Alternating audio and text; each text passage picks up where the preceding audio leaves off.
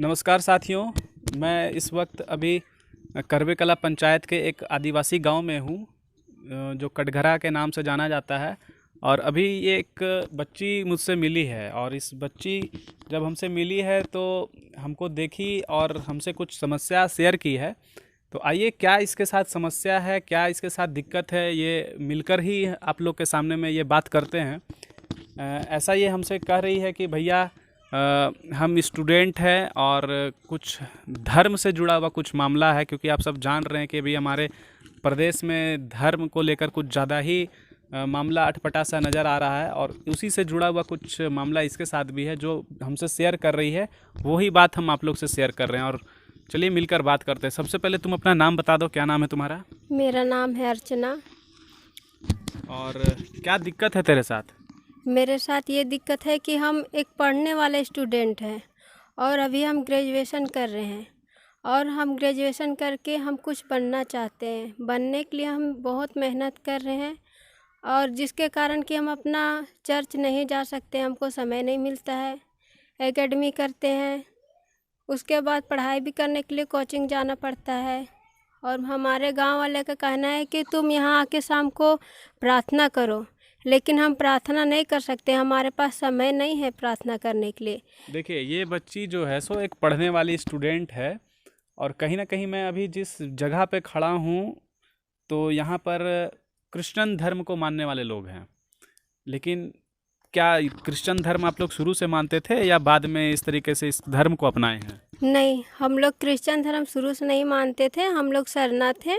हमारे जो बुजुर्ग लोग हैं, दादी लोग, दादी के और भी लोग बुजुर्ग हैं, वो लोग बोलते हैं कि हम लोग पहले शरणार्थ थे, बाद में क्रिश्चियन धर्म अपनाए देखिए, हैं। बाद में क्रिश्चियन धर्म अपनाए तो कहीं ना कहीं रजामंदी होगा, हंसी खुशी से धर्म को अपनाए होंगे।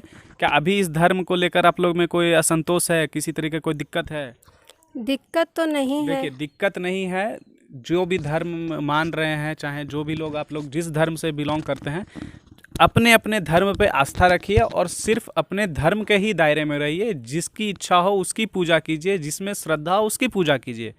अपना अपना विश्वास होता है, जिस पे आप लोग को विश्वास जचता है आप लोग वहाँ के भावना से वहाँ की पूजा कीजिए। बाद बाकी धर्म के नाम पर किसी के ऊपर में दबाव बिल्कुल मत बनाइए, और अगर आप लोग ऐसा करते हैं तो कहीं ना कहीं आप लोग को इसका बहुत बड़ा खामियाजा भुगतना पड़ेगा। और कहीं ना कहीं ये बच्ची भी जो आज हमसे मिली है, हमसे ऐसा बता रही है कि भैया हम पढ़ने वाले हैं, स्टूडेंट हैं, ग्रेजुएशन पढ़ रहे हैं, एनसीसी भी करते हैं, और सबसे बड़ी बात है कि ये लड़की फ़ौज की तैयारी कर रही है।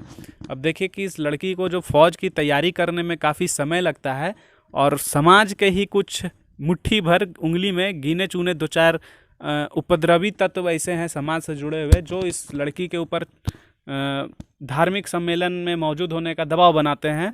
और अगर ये नहीं जा पाती है सम्मेलन में या प्रेयर के लिए नहीं जा पाती, तो इसे मानसिक रूप से कुछ अनाप शनाप आरोप भी लगाया जाता है। किस तरीके का आरोप लगाया गया आप पे? मेरे पर आरोप लगाया गया है कि तुम भूत पूजा करती है। बताइए, कोई बच्चे ये कोई भूत प्रेत का पूजा करने वाली लग रही है। और सबसे बड़ी बात है कि ध्यान से आप लोग कान खोल कर सुन लीजिए, समाज में किसी भी कोने में अगर कोई भी इस तरीके का कीड़ा फैला रहा है, दुष्प्रचार कर रहा है कि कोई भूत का पूजा करता है, कोई प्रेत का पूजा करता है, तो उनके साथ बहुत बुरा अंजाम होगा। सभी के सभी लोग जेल भी जा सकते हैं। इसलिए जो भी धर्म से जुड़े लोग हैं, इस तरीके का अफवाह फैला रहे हैं, उसका बहुत दुष्परिणाम होता है। ध्यान से रहिए और होशियार रहिए। नहीं, हमारे घर में आए थे प्रेयर करने के लिए, और प्रचार है, उसका बेटा बोले थे कि तुम्हारा घर में कोई लेडीज़ है, वो शैतान है। और हम इतना दिन से अपना दादी घर में, लेकिन हमारे घर में कोई शैतान नहीं है। और वो प्रेयर करने आए और बोल दिए कि तुम्हारा घर शैतान है। हम इसका जवाब चाहते हैं, और हम आप लोग से यही कहना चाहते हैं कि अंधविश्वास पर विश्वास ना करें। बिल्कुल ऐसा ढोंगी लोग पर बिल्कुल भरोसा नहीं करें। जो भी धर्म के हैं, अपने धर्म का इच्छा करता है तो बिल्कुल मानिए, लेकिन ऐसे धर्म प्रचारक के बात पे बिल्कुल नहीं रहिए। जी, ऐसा नहीं करना चाहिए। हम भी किसी की बेटी है, हम भी पढ़ लिख के कुछ करना चाहते हैं। आपके भी कोई बेटे या बेटियां होंगी जो पढ़ना लिखना चाहते, किसी के बारे भी, किसी को पढ़ाई लिखाई से लेकर के किसी भी धर्म में बिना गलती का आरोप ना लगाएं। बिल्कुल, देखिए ये बच्ची कितनी समझदार है, और मैं आज सोचा कि आप लोग को ये इस वीडियो के माध्यम से ज़रूर बताऊं कि देखिए, आज हमारे समाज में धर्म से कहीं ज़्यादा शिक्षा का दीप जलाना ज़रूरी है। हर घर में शिक्षा का दीप जलाना ज़रूरी है, तभी हमारा समाज में बदलाव आएगा और हम एक नए भारत का निर्माण कर सकते हैं। क्या संदेश देना चाहिएगा आप ऐसे ढोंगी धर्म प्रचारकों के विषय में? हम यही संदेश देना चाहते हैं, हम मेहनत करेंगे तो हम अपने लक्ष्य के लिए, अपने जीवन के लिए मेहनत करते हैं। और ये जो लोग ढोंगी की चाल में बोलते हैं कि तुम ये पूजा करती, वो पूजा करती, ये गलत है, ये एक कानून अपराध है। बिल्कुल। अगर हम मेहनत करेंगे तो हम अपना ज़िंदगी में सफल करेंगे। परमेश्वर को और ईश्वर को और भी कोई भी धर्म है, भगवान को याद करने के लिए एक समय होता है।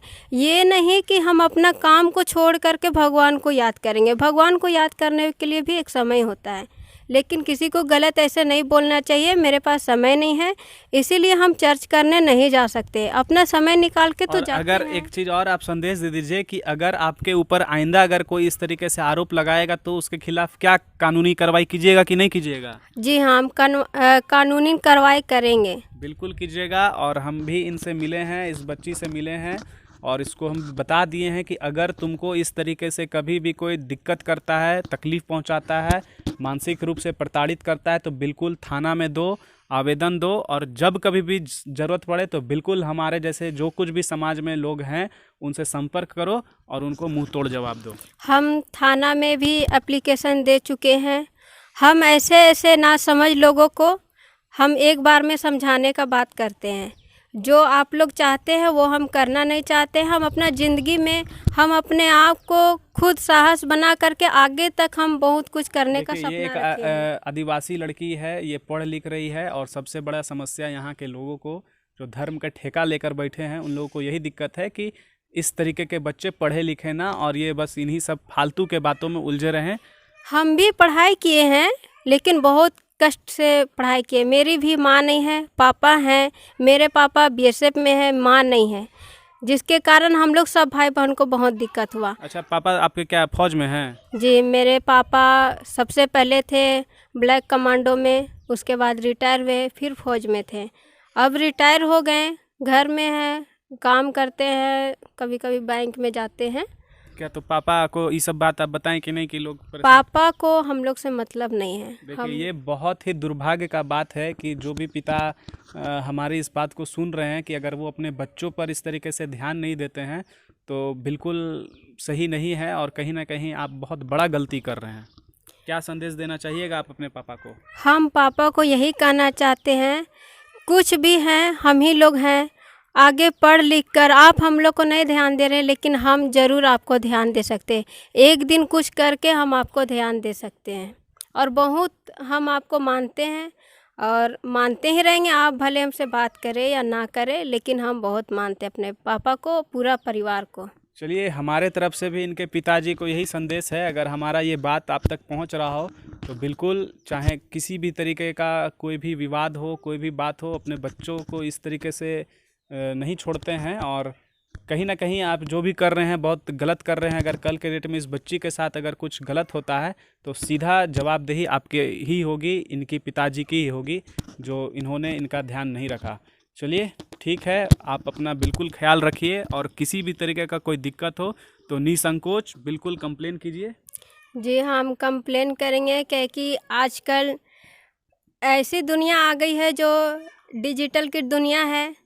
आजकल कहीं भी जा सकते हैं तो हमको हर तरफ से सपोर्ट मिल सकता है। बिल्कुल, चलिए, इसमें डरने की कोई बात नहीं है। किसी और लड़की को क्या संदेश दीजिएगा जो अकेला महसूस करती है? जो अकेला महसूस करती है उसको यही कहना चाहते हैं, जैसे हम अपने ज़िंदगी के लिए किसी का घर में बर्तन धो के या कुछ भी काम करके हम आज यहाँ तक ग्रेजुएशन किए हैं तो बहुत मेहनत से किए हैं। हम यही कहना चाहते हैं कि आप लोग भी मेरे जैसा ही साहस बनिए और पढ़ाई लिखाई कीजिए, ज़रूर कीजिए और अपने ज़िंदगी के लिए कुछ करिए, अपने पैरों पे खुद खड़ा होइए।